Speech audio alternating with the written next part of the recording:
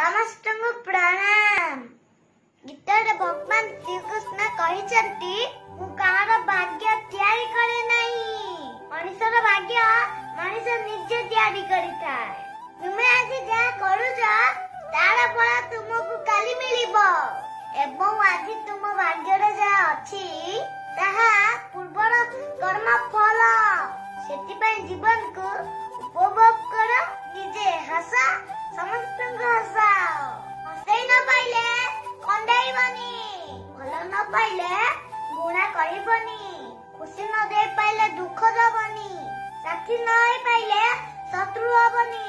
ଆମେ କିଛି ନେଇକି ଆସିନେ କି କିଛି ନେଇକି ଯିବାନି।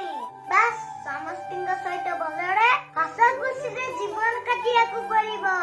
କାରଣ ମଣିଷର ନିଶ୍ୱାସକୁ ବି ଜଣା ନଥାଏ ସେ ଫେରିବ କି ନାହିଁ। ତେଣୁ ନିଜେ ହସନ୍ତୁ, ସମସ୍ତଙ୍କୁ ହସାନ୍ତୁ। ରହୁଛି, ଜୟ ଜଗନ୍ନାଥ।